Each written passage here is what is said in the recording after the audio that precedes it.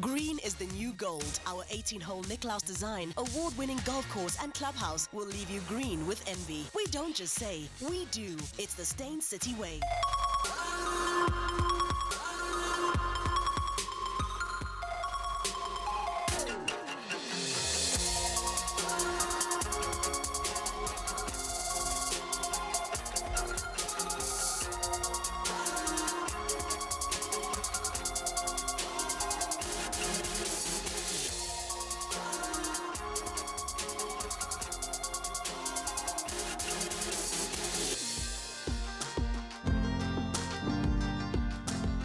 Hello and welcome to Real Talk with me, Anele. Day 3 of the new season, live, and with our new look, courtesy of At Home. With me today is a man who, way before Twitter and Instagram, gave us a glimpse into the ins and outs, the good, the bad, the ugly of the entertainment industry. Starting off as a court reporter, he then ditched that for the people in front of the lights and cameras. But it's never been about him, because the real articles have always been about what it makes them human and fallible, just like us. Award-winning celebrity journalist, Sowetan Entertainment Editor at the moment. He's here, he's in the house. His name is Lesley Mofokeng. Hello. Hello, Anele. You're such a gentleman. Hello. Oh, calm. You know, you're so and respectful, sort of man. And every time I come around you, I'm like here, and you're like, hello, Anele. And I'm like, then I'm like, sweet. Yeah, but now we're like, are you okay? Listen, Yes. before we get into anything, I just need to set the foundation. So celebrity journalist, right? Because it's highly debated. You are a journalist who focuses on celebs, and you are not a journalist that is a celebrity. It makes me very uncomfortable. I do not see myself as a celebrity. I see myself as a journalist. I'm living my dream. When I started out in life, studying journalism at the University of the Northwest, in Mofokeng, I wanted to work for newspapers. I wanted to write stories. I wanted to tell stories. So ultimately, writing then turned you into a kind of a celeb. Just like, for instance, I always say this to people, Serena Williams didn't think she was going to be a celebrity. All she wanted to do was to play tennis properly, right? So when she became the best tennis player, that made her a celeb. So therefore, you became the best writer, and that made you a celeb. Well, best writer is also debatable. No, I detest celebrity title. Okay. Call me something else. Something else. But not well-known celebrity. writer. Maybe then, because I worked for big titles, I suppose, like the Sunday Times, like City Press, like Sowetan. Those are big names that gives you such a big audience. So I suppose then with the big numbers, you do that. All right. So let's backtrack. Let's go to Katlehong. Yes. Day before June 16? That's when I was born. 15, you know? June 1576, you are not allowed to forget my birthday. Ever. No. So you were in Katlehong, then promptly afterwards, then you were moved to live with your grandparents in Mofokeng. In Mofokeng. What is now known as Mofokeng, right? Yes, yes. Would you say that's where you fell in love with the art of writing, through the love of your grandparents and your mom? I learned different lessons from these different places. Yes, I was born in Katlehong on the East Rand at Natal Spread Hospital, and I grew up in Mofokeng, but I used to come to Johannesburg, obviously, for the holidays to be with my parents. And my mother is an avid news reader. She loves newspapers. She loves newspapers. Her thing is locking herself up in her room and ignoring everyone and reading her newspapers. And she always loved the Sunday Times and would borrow the City Press from the neighbors. Those were the two main titles back then for black people.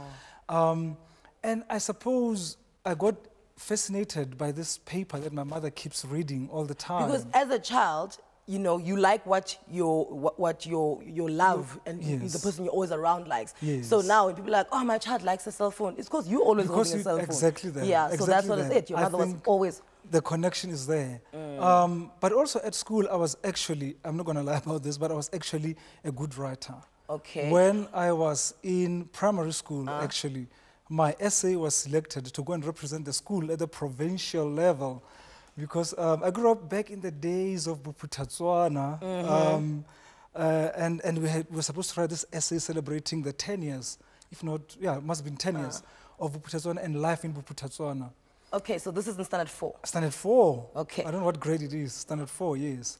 Oh, grade 6. No, it doesn't matter. So the HIV essay that you wrote in high school. That was in high school. Okay, where did that take you? That one made me the star of the show of the school. It was read at assembly. you know, I look back at it and I see what I was doing. I remember some of the words that I used and how I constructed the sentences and the prose here and there. But there were a lot of factual inaccuracies that my teachers overlooked. But I think they... Lie to us, Lesley. I mean, I spoke about things like private parts falling off. Oh, wow. And I remember that lines that after a while your penis will fall off. Okay, but maybe you were 19... alluding to, like, you know, STDs and... Yes, but this is 1992. There was so much ignorance about HIV. But then what prompts you to write about it? Is it something that is like a monster, you're scared of it? What prompts you to be in high school worried about a virus? No, I suspect there was an assignment that we were given. We were supposed to talk about the dangers of HIV because it was gaining momentum. People were starting to talk about AIDS. People are dying from AIDS. So go write a piece about AIDS and its impact on society or on communities. And I, well, kind of went to town with it. Now that you bring up the fact that there were a lot of inaccuracies, you remind me of Shonda Rhimes, right? Yes. She wrote a book, The Year of Years, and she opens it by saying, I'm a liar. I'm a good writer because I'm a liar. Do you know what I'm saying? So is this what you're telling us? That you're a good writer because you're a liar? No. Because she's one of the best writers in the world. She is. She's an icon. But no, I think my inaccuracies were based on the ignorance of that time. Okay. I mean, right now, if you were to ask me to write about the impact of HIV/AIDS on society, it would be a different story altogether. And I think someone who would be in my position now, you know, would have a different perspective and would put things in a different way. I hear because they were much more informed about it, and you know, it's become part of life. So you started a newspaper. Well, if you call it a newspaper. Oh, well, a paper with stories that you would hand out. You know, you were a little print mogul long before we could know it. You started a newspaper. What spurred that on? Wow, Anele, I think you've done your research. This was right at the beginning of my university years. And I was worried about this dream that I have. Will I see it manifest? I mean, unemployment was already high. There was just so many challenges that young people faced. And I thought to myself, I should get my name out there and just write these stories. So I'd go to events in the village. There'd be a fight at a beauty contest. Okay, and you write about that? I'd write about that, and I'll go to the... beat up. Exactly, that was there. Danger. That was there. And then I'd go back to campus and print them out and photocopy them and go to the rank and hand them out to people. And then people would be reading about the village news. Exactly. That was there. Okay. That was my business model that I think I should have pursued, but it didn't take me anywhere. So did you get to a point when if you'd get to an event, like, you know, let's say the opening of a hut, people look at each other like, Lesley's here, behave yourself. Actually, it got there. It actually got there, where people would say, will you come and report about our event? Wow. But, you know. But apparently you wrapped the government up the wrong way. What was that about? Is it the government of Swaziland? Yes. Government of Swaziland. Well, that's my early years at the Sunday Times when I did a very, very controversial piece. No, then it's not that. Boputatswana, back when you were in Mofokeng. No, I was still a young child. The only thing that I remember about Boputatswana is that I mean, Boputatswana fell in 1994. I was a first-year student. At Unibo. And at Unibo. Yeah. And then, you know, when the AWB invaded the town, I happened to be one of the people that were around that scene where the 3 AW members were shot dead by a Boputatswana soldier. So, yeah, well, that's just, I was still too young to annoy Boputatswana.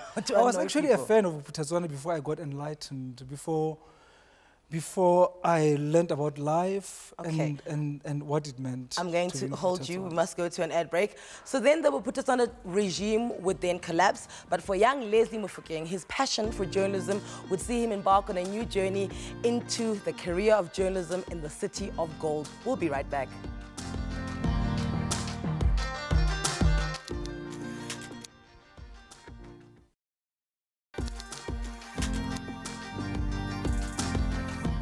Welcome back to Real Talk with Anele.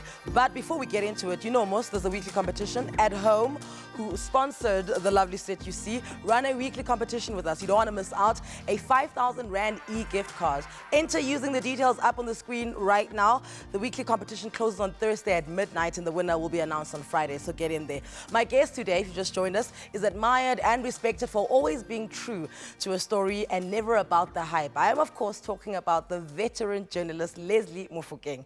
All right, so you are an editor of a newspaper in Varsity. Oh, yes. Okay. And then you almost miss a call from the Sunday Times. Oh, yeah.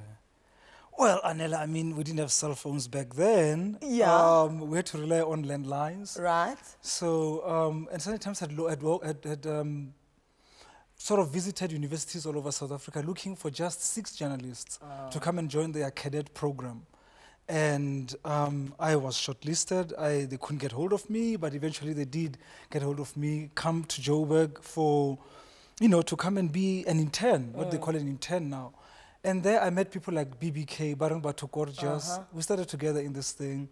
Baba Shota. Baba Shota, wow. yes. Oh, wow. So now, obviously your mother thinks you've made it because, like you say, she worshipped the Sunday Times. Now they've called her son to go work there. No, she hated it. How? She thought I had a death wish.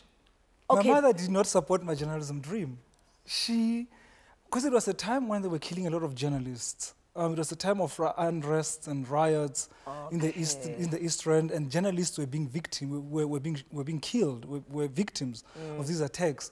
And she thought I had a death wish. She's like, you're going to die in journalism. So when you say to her that you're the court's reporter, you know, you just go to court and find out what's happening in court. But, well, don't forget, in the beginning, when you start as an intern, you do everything. You have to learn. And she was saying, and she said, they're going to send you out to these war fields and you're going to come back a corpse, basically. Okay. But I think eventually she accepted that this was my dream and she could see what I was doing and that I sort of was not that bad. So she became a fan. But yes, it was, for me, I mean, I didn't think I would work for the Sunday Times. It's my first job. Yeah, it's but quite a feat. You have to understand it's my first job, like, ever.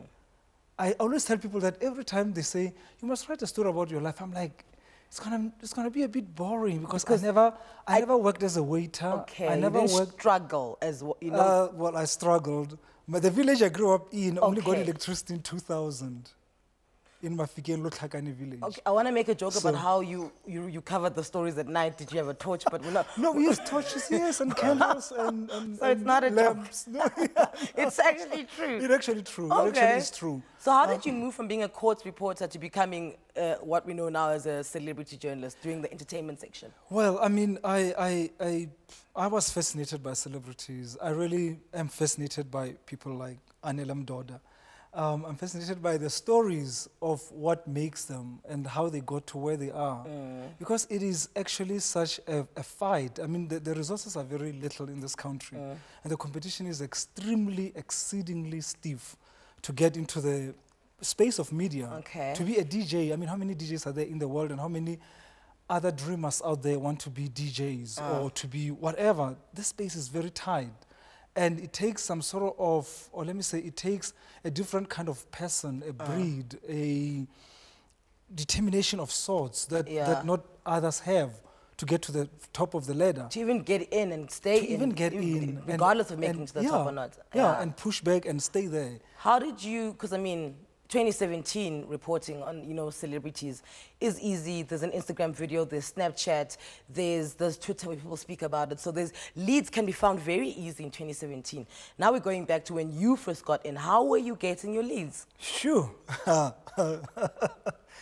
you want me to spill the beans about my sources when I started in journalism? You don't have to give us names. Well, Anele, the thing is that back then, I remember when we walked into the Sunday Times newsroom and they said, the pub has to be your favorite place because that's where you're going to get the village gossip, that's where you're going to get talk of town. But I didn't drink. I still don't drink up to today. So how did you do it? So how did I do it? I sat on the phone. I went out to events a lot. I would attend 4 events in one night. Okay. And by the way, there's something that I didn't mention earlier on when you spoke about my upbringing and all of that. I was actually a very timid person. I still think I'm a shy person. I think you are. You're still that. I'm shy. You have grown up, so you're a little more comfortable in your skin. Well, I'm 40 now, and yes, I can see you. Yes, yeah. No. But it was so difficult for me to approach Anele and say, Anele, this is me, and I would like to get your number. So that's how we did it back then. You had to approach people, you had to go to events, you had to introduce yourself, you had to wine and dine people. Newspapers had lots of money back then, so they'd have an allowance for entertainment. Okay. And you'd get called in if your 1,000 rand is not spent on lunches. This is back then. It doesn't happen anymore. What a life. What a life. I hobnobbed with Gwen Gill, with Joseph Fale, with like the veterans of the industry. I met a lot of people through that. That's how you got to get the news. And the nice thing about that is that I could sit on a story from Monday until Sunday. And no one breaks it. No. It's not going to be on Facebook, not on Twitter, not anywhere. No. And you mull around it. You write it and then you rewrite it. And then finally, before that, you go in. Break the news. It doesn't happen like that anymore. News is broken on Twitter. And you have to do follow-up on Sunday. Or the following day if you work for a daily paper. So life has changed a lot. Have you ever been scared to write about someone? I have been scared. I have been scared so many times. I mean, a lot of people who would remember this, in the early 2000s, I did a lot of reportage on Brenda Fassie. Yes. I mean, she was the biggest sensation, the biggest name in this country. Probably after Nelson Mandela, there was Brenda Fassie, the diva, the superstar. And I lived, she was my staple. And so you just like literally just followed her? I just followed. I was the paparazzi. I mean, I have stories about Was she aware of you? She was aware of me eventually. We had a very interesting love-hate relationship. She would attack me. Attack you physically? Physically, yeah. I can see her doing that. Or we would, and then she'd meet me at an event and she'd give me a peck on my cheek and just cringe like, go away. So you never knew what was coming when you see her? That is you the like, thing. She could kick my behind or she could kiss me and invite me for a drink. Absolutely. That was the relationship I had with Brenda Fassie. Is this what happened at the Summers? The summers of 2002, if not 3, if not 1, so long ago. Yeah. So we were at the Summers, we were on a table, we're having fun. And, you know, she's nice. She noticed me. She sits at the table with me, and there was Lilo Selota over there. I don't remember the other, I think Athama Fokate, I'm not too sure. We at this table, and then she, after a few minutes, like maybe 40 minutes, she's won her first award. The wine bottle is halfway there. She notices that it's me, and then she starts. She's like, hey, Wena, so you're here. Are you going to write that nonsense that you always write about me? And I just sunk in my chair. I was just like, oh my goodness, this is it. The fight is here. And out of nowhere, there's this box of cigarette comes flying and hits me on my shoulder, hide almost under the table. And people jump up and restrain her. And Brenda was just in a foul mood. I mean, not only did she attack me, she attacked Mendoza that night. She attacked, I don't know the other person. Did you write about this though, the next? I did, I had to. Obviously you weren't that scared. No, I was, Anele, you see, the thing about journalism is that you actually have to be brave. Okay. You actually have to take that gamble, that risk, and say, whatever happens, I'm going to stand for the truth and report what's happening. Okay, listen, I'm going to go to an ad break. I want you to sit with this question though. Have you ever been offered money to not write a story? I know you want to hear that answer, right? Come back.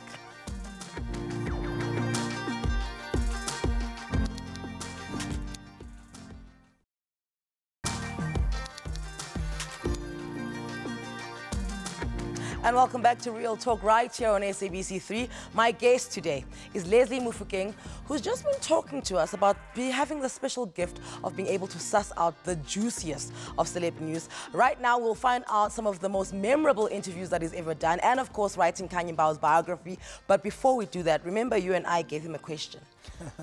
Having written for the biggest of publications, right? Surely there's a story that was major and somebody who's got a lot of money, didn't want to see the story come to light. Have you ever been offered money to not write a story? Yes, I have. Is it a regular occurrence? Not to me, not Okay. personally, not to me, not a regular occurrence, no. When was the last time?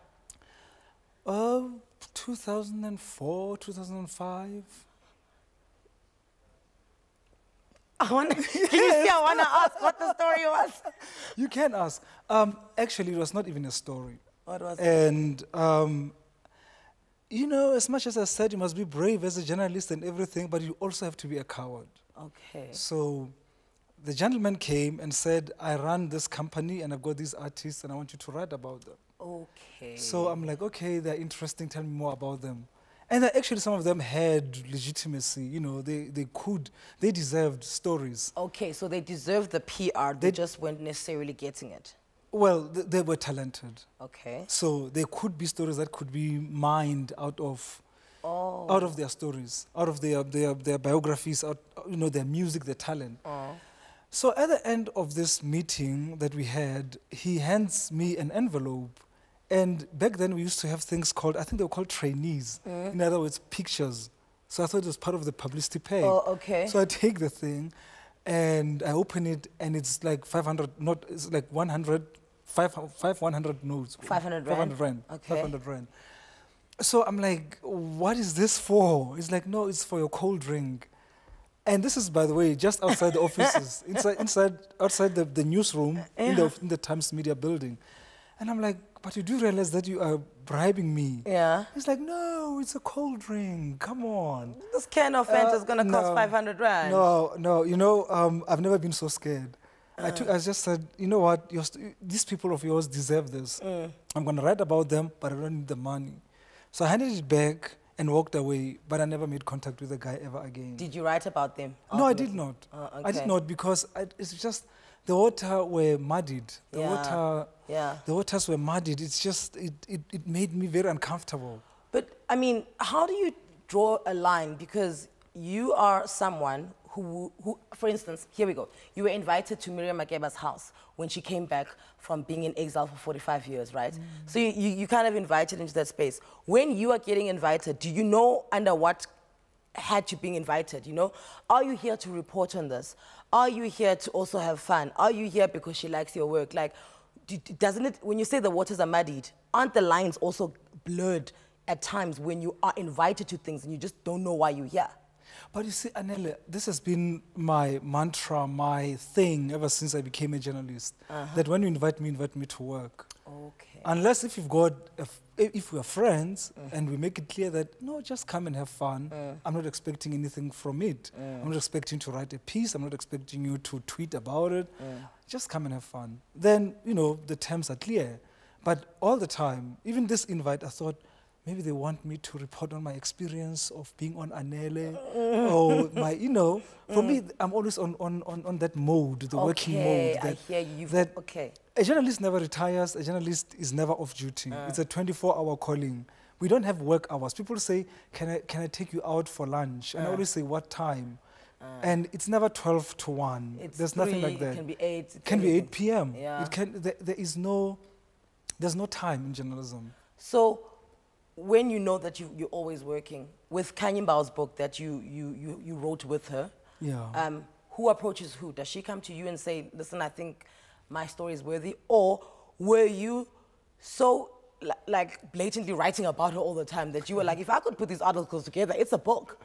You know, a cousin of mine in Takong Masitele always tells me that I undersell myself. And I think I've missed a lot of opportunities because of that. The Khanyi Mbau book idea came from Facebook. A guy inboxed me. He kept inboxing me about writing a book on Kwaito. He said, document the history of Kwaito. You have the time.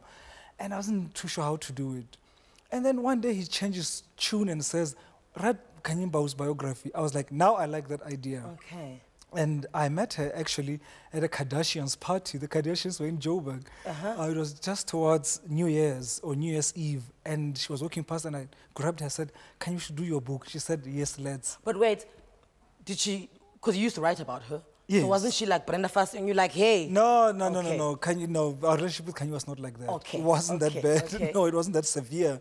So she says, yes, let's do it, and I'm going to call you in the new year. She called me on the 2nd of January, and I knew that we were going to do this thing. Okay. And that's how the book came about. It took us a year to put it together, and it did so amazingly well. That book has sold over 5,500 copies. Which is, I mean, for South African standards. And you know, a lot of people said to me, why are you writing about someone that is so overexposed and we know so much about her? What's new?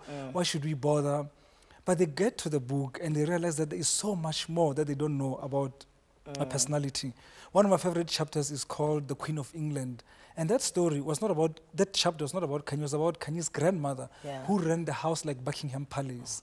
It was about how you sit, how you speak, and the thread count on the sheets. It was like Buckingham Palace. She was a matron. She was an English lady in a black skin. So what was the difficulty about that book? The difficulty, I don't think there was any difficulty. I think it was an easy sell.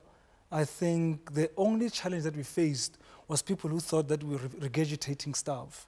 It's people who said, we know her story, what's there's new. Lamborghinis, there's Mandla Mthembu, yes. we know about it. But I mean, we didn't know about the grandmother in Buckingham Palace. Yes, and we didn't know the real tragedy that she was trapped in as an abused wife, as an abused woman, trapped by the love of money and trapped in this horrible, terrible relationship with a man that was so controlling.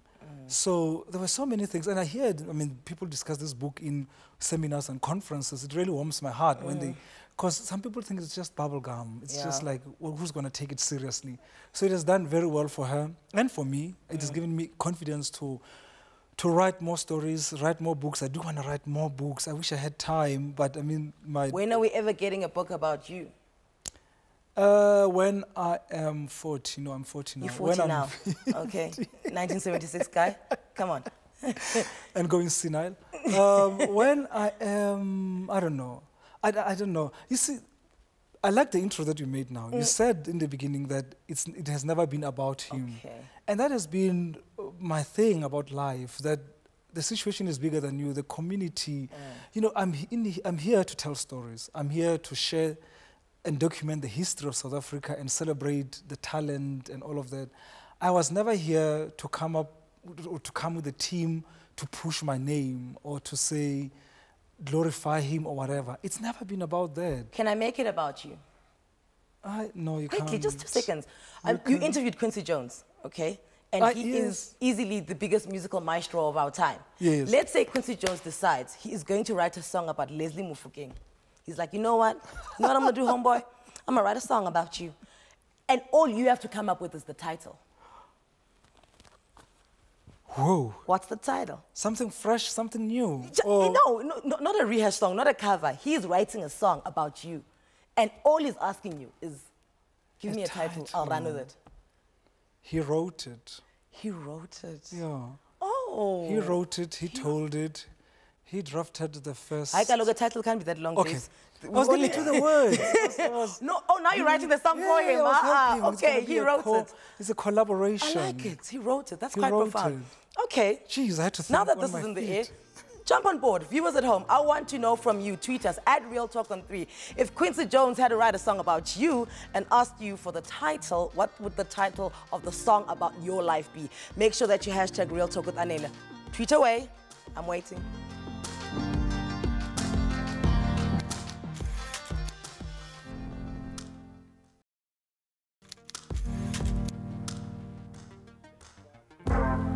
This is Real Talk with Anele, coming to you live from Saint City, right here on SABC3, where the stage is yours. My guest today, celebrity journalist and editor of Sowetan Entertainment, Lesley Mofokeng. Now, before we went to the break, I asked you to tweet us if Quincy Jones had to write a song about you, and all he wanted from your side is what is the title of the song. We'll read those tweets later. Right now, Mr. He Wrote It. I love the title, by the way. Apparently, I heard from someone that you are currently writing a book on a celeb, not about you now, on a celeb, a South African celeb. I cannot confirm nor deny those. You plead the fifth. It is true, yes. Male or female? Male. Okay. I think it's a fascinating, confessional, tell-all. It's, you know, this guy, even when at his poorest, he was so rich with his experiences of life. Really? All the curveballs that were sent and thrown his way, he managed to So he was rich, then poor, then rich, then poor. Rich figuratively. So he's never been rich, wealthy. I think he's wealthy now. Now? I think so. I think, yeah, I think so. So are you writing the book with him or are you writing about him? It's a collaboration, yes. Okay. We meet, we work together on the project. And I really think it's going to be one of the publishing highlights of the year. When is it coming out? It should be this month of April. Oh, then you can tell us. I cannot, because it's meant to be a surprise release. Are you signed? NDAs, lawyers? And lawyers are involved. Your body will rock up in a river somewhere? Yeah, from the back of a boot and stuff like that. Okay. Yeah. No. Okay, but when you release it, you're coming back here with the person so I you can talk about the book. I would love to come because I really Great. think that story, it's a true South African story, beating the odds, and just, it's a snapshot of the entertainment industry. It's a tale of South African entertainment industry. It's, oh, let me shut up. Yeah, you're going to say more now. And I'm not going to stop you because I actually want the scoop. So, you know, let me not lead you into temptation. Yes, yes, okay, please. so you're writing. Where's your writing haven? Where do the words flow easiest for you? Where do you go and situate yourself? I love that question, Anele. I love that question because it is the most difficult thing, writing a book. Because you understand that this is not just the first draft of history. In newspapers, in newsrooms, in journalism, we do the first draft and then it goes. But now we have to crystallize somebody's life in 200 pages.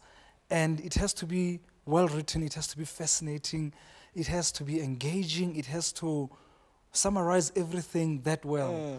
So, where do I go? I find the oddest of places. I find libraries stimulating. Okay. I suppose because I'm surrounded by books and the ambience and the quietness. And I'm a morning person. I don't mind waking up at 4 to start writing. But I also do late nights. I can start writing from 11 to 1 a.m. But I don't think that's my best. My best is in the morning when the mind is fresh and it's all quiet. But I also like going to different places to write. There's nothing as frustrating as routine for a writer. Say that again? There's nothing as frustrating as routine. Okay, because then you get a blockage. Yes, because you wake up, same walls, same curtains, same. So you need variety. You're going to write the same thing you wrote yesterday if you're going to routine. Exactly. And you have to, So what's been the most difficult? Because, I mean, when you're writing, you've got writer's block. It's definitely difficult. That's the worst thing. So what's been the most difficult? Writing after having a writer's block, making your way out of a writer's block, rather. Celebrity Survivor, which you were in. Strictly Come Dancing, which you were in. So out of those three, which one would you say was the most difficult? Most difficult or most embarrassing? Okay, let's go with embarrassing. Strictly Come Dancing. Why? Because you were voted out early. I was the first one to go. I was beaten by Double HP. Didn't Double HP win it? Double HP won. Then it's fine then. It's not. Oh, why? It's because Double HP is like big. No, I'm not saying that. I'm just saying that I should have at least gotten to the finals or something. But I know. Do you know what it is? Because I was on the Strictly Come Dancing after you guys, were, right? yes. And I remember all of us were like, the key is not to leave first. You can leave second, but don't leave first. But that's wrong. I challenge that. Leave first or win. Who cares about who came second, third, fourth, fifth, whatever? People want, there was so much sympathy and like, shame. He was the first to go. Shame. So there was a lot of sympathy that I capitalized on and enjoyed the attention while it lasted. And I remember someone, Mary Martins, who was also in the competition, was like, Lesley, you've taken all the publicity. Everyone's writing about you because you're the first to go. Yes. But I think there are benefits on being the first one to go. You did not win. No, I didn't when I was in the final. You were in the final. I know. It didn't. Look. Well done. That's why no one talks. Look, well done. Shame skepsel. I fell, remember? Yo, thank the Pope YouTube wasn't around back then because you could still watch me wipe across the floor. Oh, Lord, no. Strictly Come Dancing or something. You joined Survivor and you couldn't swim. I mean, Lesley. You know, these blacks of today, these clever blacks who have swimming pools and can't swim. I only realized when you got there that we have to swim. So I stood there like a bozo and waited for life jackets and things. It was not only me, there was Dimakatso Motau from Sunday Sun, who was also in the same boat as me. And we had to be helped and like carried on the back of these other swimmers to shore. It was embarrassing also. It was quite an experience. But I mean, what a life. So I mean, you've done a lot of things that kind of take you out of you're just a journalist, right? They kind of put you in the limelight and they challenge you in certain ways. What have you turned down? What have you been offered and you, well, besides the cool drink money, what have you turned down in terms of, you know, come to a cooking show or come to a talk show where you're on a panel? What have you turned down? Anele, you know what, the thing about television is that I don't know how you do it. It takes so much out of you. You give so much of yourself. Not only do you have to sound good, you have to look good, you have to be intelligent, you have to. So the pressures of TV is one thing that I run away from. But when they said Real Talk with Anele, I was like, you know what, actually I'm a fan of Anele. Let me try this. I'd love to see her and I'd love to sit down with her and also have some sort of a retrospective on my life. Last year I turned 40, as I said earlier on. And I've never paused to think about how blessed this life, how noble, you know, this thing has been, this ride has been for me. And I thought, maybe let me take this opportunity to go think and just express my gratitude and share my story and my journey with Anele. But really, TV is one of those things that I go like, no thanks, I'll pass. Okay, so you turned that down a lot. Yeah, no, yes. Radio is easy, it's your voice. Okay, you can be in your I hear what you're pajamas saying.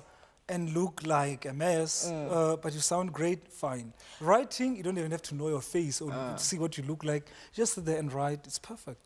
So having been, you know, privy to a lot of news and a lot of celebrities over what is almost 2 decades now, if we're doing the math correctly. 21? Yeah, Yes. yeah.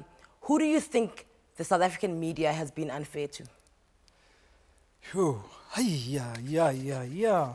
Who do I think social media has been unfair to? Before I answer that question, let me say this, that the media does not operate from a bubble up in the sky. The media is part of society, it's part of... Journalists are people from your community, they are your children, you brought them up, you taught them at some school. So they operate from that context. So my answer is based not only on the media, but on society in general. And I think female celebrities get a lot of flack. I think they get compared and they get given, it's never easy for them. I mean, but this is a South African and an international phenomenon. I suppose. Yeah, it's on every scale. On every scale. Yeah. And I just think that it's unfair that you have to flash a boob, flash a thigh to get in the papers. When a man is in a suit, it's perfect. But a girl has to be a page 3 girl to get attention. And I think it's profound. We'll wrap it there. No, you don't have to explain yourself. I think that's quite profound, and I 100% agree with you. So my chat continues with the ever humble, he's so Lesley Mofokeng. When we come back on the other side of this, we ask him what he thinks of the current climate in the entertainment industry. You wanna come back for that though, huh?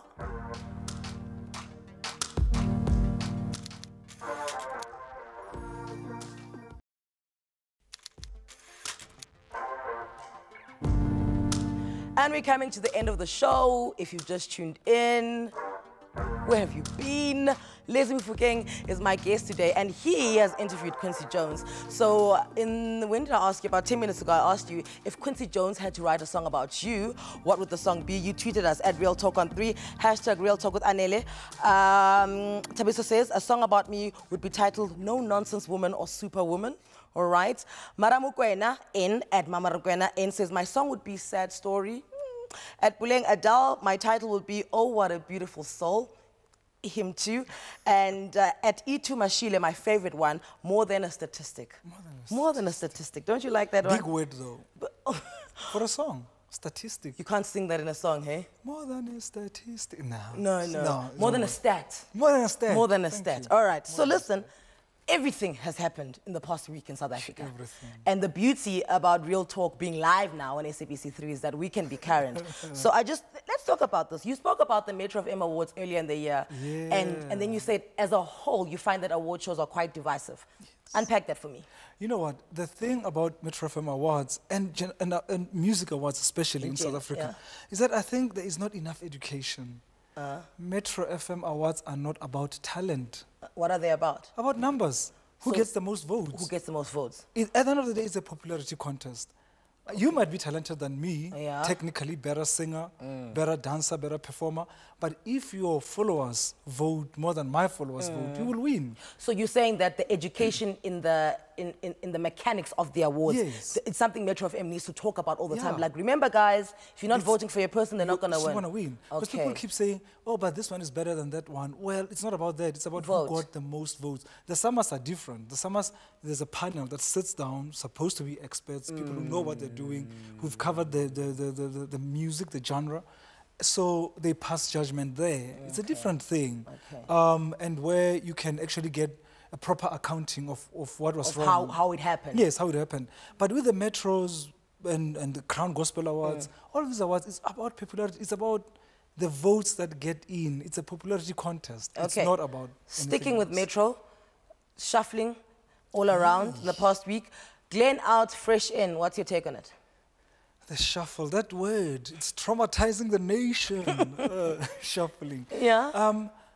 I didn't see it coming. Yeah. I think after so many years of seeing Glenn Lewis on Metro, he had become part of the furniture, he had become part of the ancestors, and was just there. He's my guy, he's my favorite guy, he knows. But I think it's time for change. And when they said that Fresh has moved to Metro, I actually celebrated. I thought that it's a perfect feed. The big dog. I mean, I've been following the big dog since YFM. And I think it's a perfect feed. I think he sounds fresh. Excuse the pun. Excuse that pun. And Somizi with him? Somizi with him, and I think Somizi is coming into his own. And and I think it's a better pairing than it was with Somizi and Khanyi. Yeah. Because you have to have a radio person there, right? Because Somizi... You said it. No. And I mean, I've said this to Somizi as well, that like someone must do the housekeeping of the radio and you must just be personality. Okay, great. Absolutely. Let's move on to Bonang out, Dineo in. Well, we have a story tomorrow in the Sowetan, read it, about how Dineo did not see this coming. It was not her plan to come back to TV. Radio? To come back to radio. I haven't heard enough of it, but I thought Bonang handled the front row very well. I think she was amazing, and the features of the show worked. And I'm sure her followers and her listeners must be really traumatized by this sudden separation. And suddenly there are these two new voices coming on. And I like Lerato Khanyago. I really think Lerato is a sweet woman who has done so much in the industry. And I think she's coming into her own. And I really wish them the best. And where do you think Bonang will go next? Motsweding FM. I'm joking. No, I mean... Definitely. I mean, we've got Patco, who was the breakfast host of Umhlobo Wenene, which is, one of the national broadcasters, and now he's privatizing to Rhythm, to Rhythm in East London, Eastern Cape. So I mean, Bonang moving to Motsweding wouldn't. And she still has her Tswana. She still wore tlatlamolla, so she can tlatlamolla Motsweding FM. So I think she should consider that. It'll be a nice, interesting move, because I think as a personality, as a DJ, you also have to reinvent yourself, but most importantly, challenge yourself and see if you're still up to the task. And this is something you can speak about and even bring in print, which is what you are, and it's your love, and it's what you started doing by making newspapers as a young child. The digital aspect. So you had to face the digitizing of your industry when blogs came out and websites came out, where you were constantly fighting the digitizing of things. What about radio? What are you thinking of the digital radio that's coming up? I mean, we've got Touch, who's got that, Gareth Cliff, who started it, and I hear DJ Smooth also going into that field now. What's your take? Wow. I wonder if we have enough, is the word bandwidth? Yeah, data. Data. That's really my only concern. And also space on my phone. I downloaded that Touch HD, not HD, the first one. And now I have to delete so many apps to make space for Touch HD. That's my only concern. But I think it's a brilliant, brilliant move. I think it's the future. I mean, anyone who will deny that digital is here to stay is sticking their head in the sand, and it's not going to take them anywhere. I really think we have to be up to that and not be found wanting when it's actually all the rage. We have to be ahead of the curve. I think what Touch is doing is really an amazing effort, and bringing all of these big names and these personalities as draw cards, I think is a great investment that will work for him.